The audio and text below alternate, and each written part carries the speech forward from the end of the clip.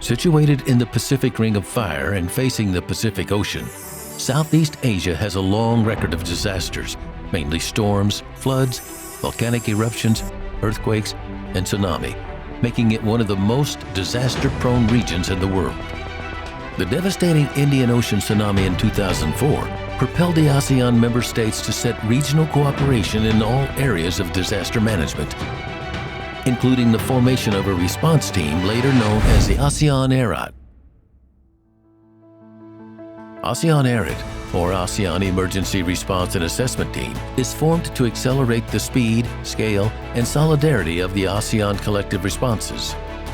The team is owned by the 10 ASEAN member states and managed by the ASEAN Coordinating Center for Humanitarian Assistance on Disaster Management, or AHA Center.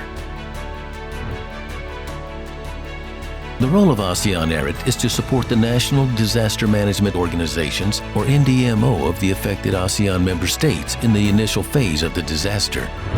Within 24 hours upon request or approval from the affected member states, the ASEAN-ERAT can be mobilized to support the initial phase of the disaster.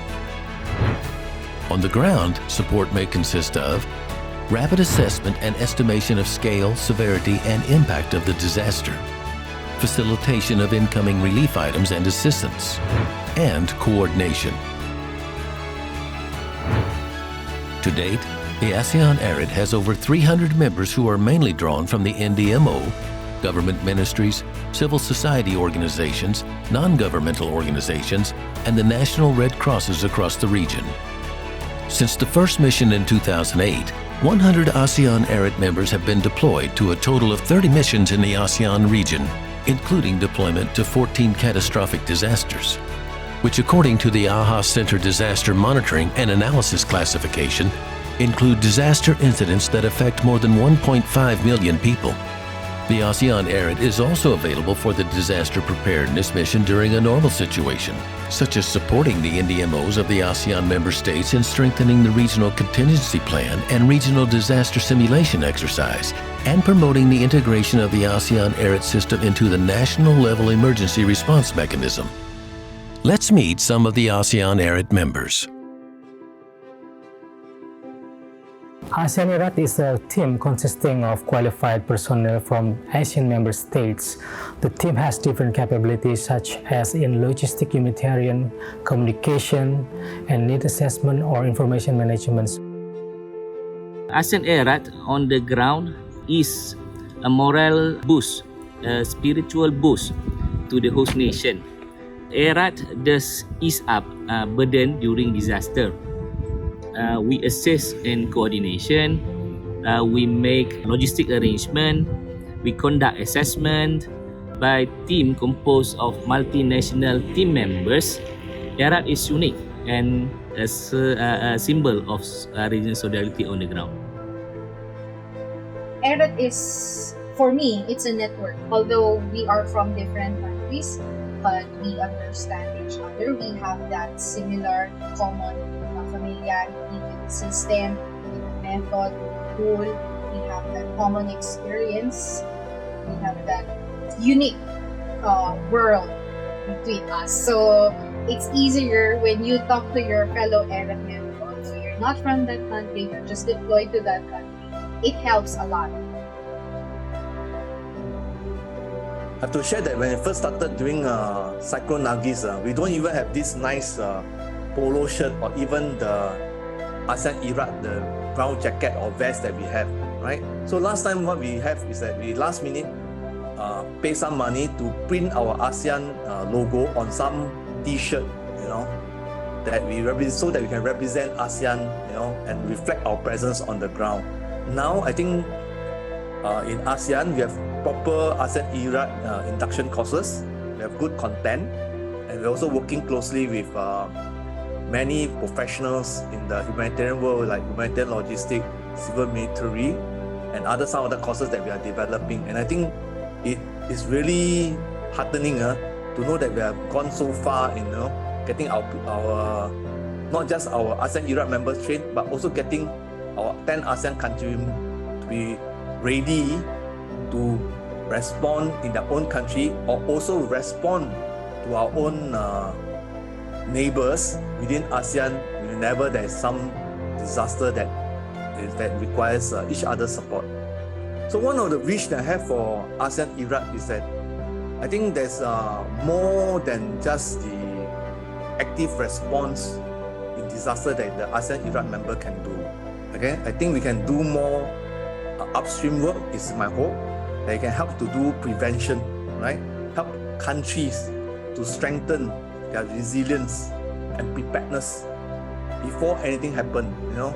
And of course, if we can work with not just the government, but also work with the other stakeholders like NGOs, you know, CSOs, I think then it will really make our effort much more stronger and multiply our efforts, because just relying on government officials in the NDMOs is not the only way or not the best way if we don't tap on the other resources that's around us. So during the large-scale disaster, as nowadays the situation have changed a lot, so the skill that they probably require for the ERAT member are probably different.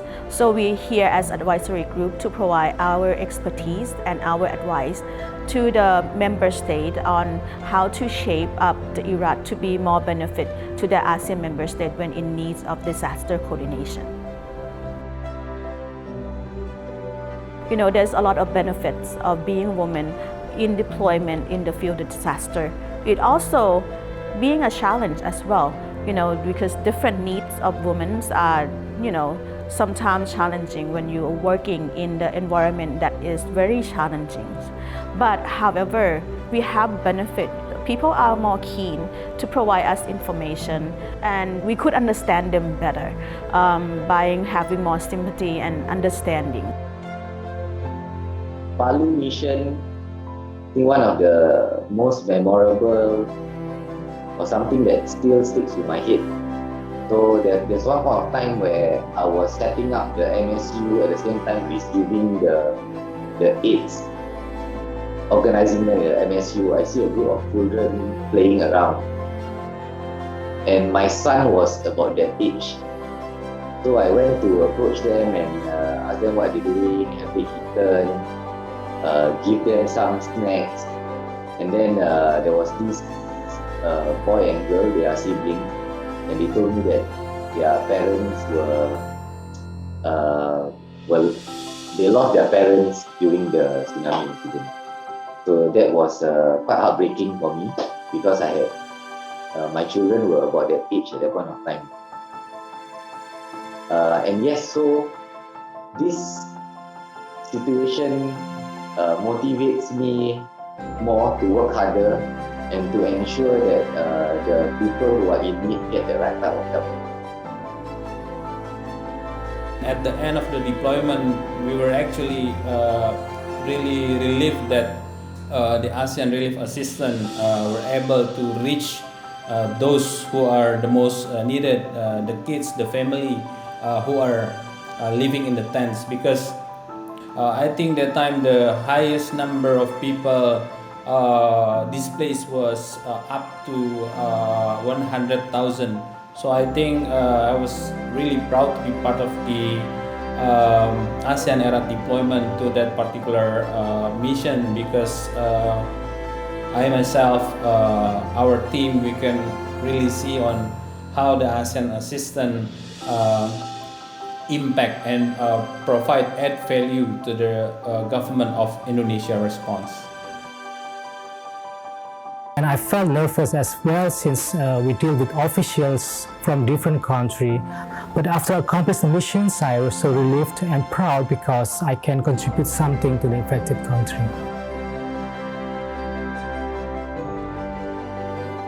When ASEAN-ERAT are deployed, they are not just a group of individuals.